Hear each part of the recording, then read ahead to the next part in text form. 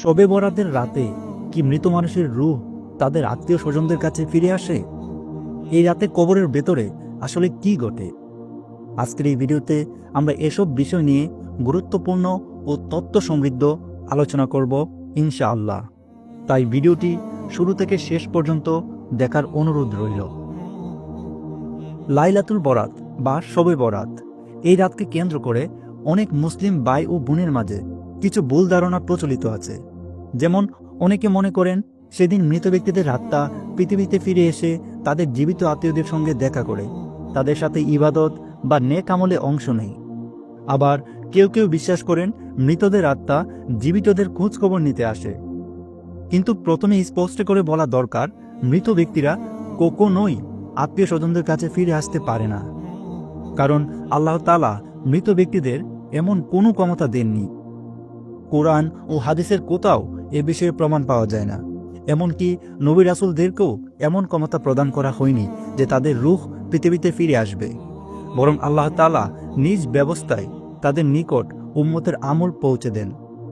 এ প্রসঙ্গে একটি পবিত্র হাদিস বর্ণিত হয়েছে, কেউ যখন নবী করিম সাল্লাল্লাহু আলাইহি ওয়াসাল্লামের প্রতি দুরুদ ও সালাম পাঠ করে, তখন আল্লাহ তাআলা বিশেষ কিছু ফেরেশতাকে দায়িত্ব দেন, যারা সেই দুরুদ ও সালামের সংবাদ নবীজি সাল্লাল্লাহু আলাইহি ওয়াসাল্লামের কাছে পৌঁছে দেয়।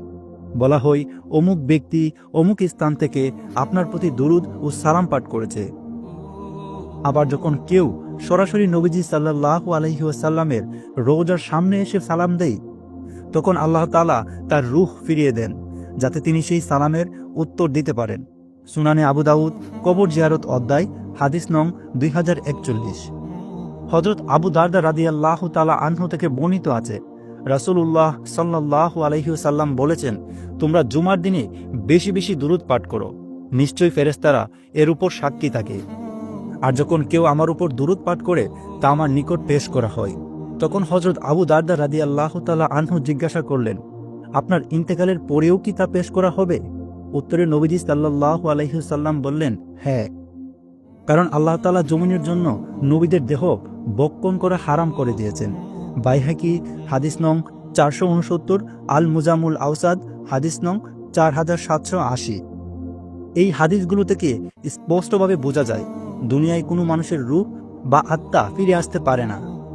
তবে যারা দ্বীনের জন্য শহীদ হয়েছেন, তাদের বিষয়টি কিছুটা ভিন্ন।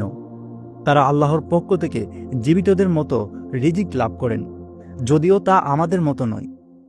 এই সম্পর্কে হাদিসে এসেছে, নবীজি সাল্লাল্লাহু আলাইহি ওয়াসাল্লাম বলেছেন, শহীদদের রূহ সবুজ রঙের পাখির পেটের ভেতরে সম্মানিত অবস্থায় বিশেষ জীবন লাভ করে।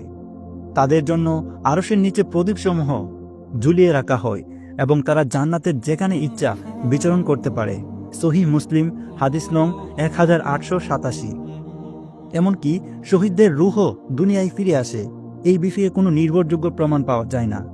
সাধারণভাবে মৃত ব্যক্তিরা রূহের জগতে অবস্থান করেন। ঈমানদারদের রূহ থাকে ইল্লিনে।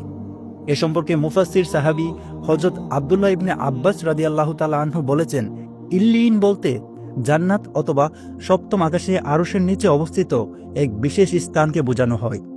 আর কাফেরদের রূহ থাকে সিজ্জিনে। এটি সরাসরি জাহান্নাম না হলেও এর পরিবেশ জাহান্নামের মতোই কষ্টদায়ক। কবরের আযাব বলতে মূলত এই সিজ্জিনের অবস্থাকেই বোঝানো হয়।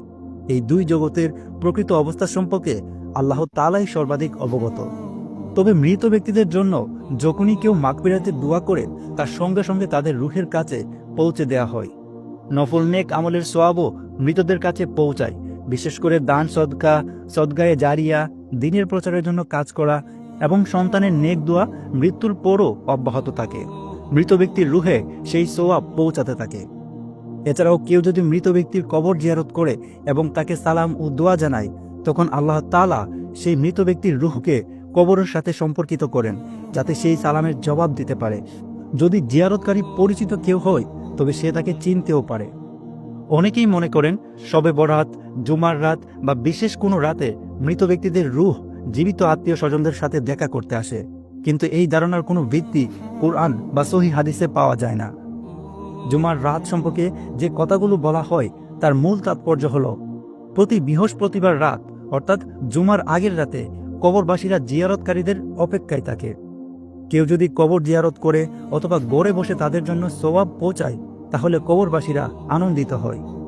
এমন রওয়ায়েত পাওয়া যায় যে কোনো ব্যক্তি যদি নিয়মিত তার পিতামাতা বা আত্মীয়দের কবর জিয়ারত করে তখন পাশের কবরবাসীরাও তাদের রূহকে জিজ্ঞাসা করে, আজকে তোমাদের সন্তান, নাতি বা আত্মীয় কেউ আসবে না?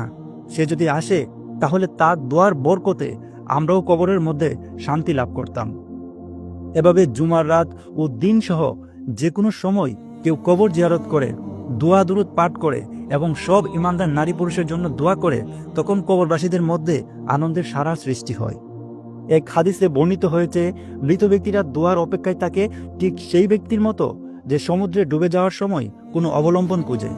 যখন সে কোনো বেলা, কাঠের টুকরা বা উদ্ধারকারী জাহাজ পায় তখন যেমন আনন্দ অনুভব করে, তেমনি মৃত ব্যক্তি তার জন্য দোয়া করা বা সোয়াব পৌঁছানো ব্যক্তিকে অত্যন্ত প্রিয় মনে করে। বাইহাকি কবর জিয়ারত অধ্যায়। সুতরাং জীবিতদের উচিত বিশেষ দিন বা রাতে একান্তভাবে মৃত আত্মীয়দের কবর জিয়ারত করা, তাদের জন্য দোয়া করা এবং তাদের রুহের মাগফিরাত কামনা করা। লাইলাতুল বরাত সম্পর্কিত হাদিসগুলো অধ্যয়ন করলে দেখা যায় এই রাতে রাসূলুল্লাহ সাল্লাল্লাহু আলাইহি ওয়াসাল্লাম একাকী কবর জিয়ারত করেছেন। আল্লাহ তাআলা মুসলিম উম্মাহকে কুরআন ও সুন্নাহ অনুযায়ী জীবন পরিচালনা করার তৌফিক দান করুন এবং সব ভ্রান্ত বিশ্বাস ও বানোয়াট আমল থেকে আমাদের হেফাজত করুন। আমিন।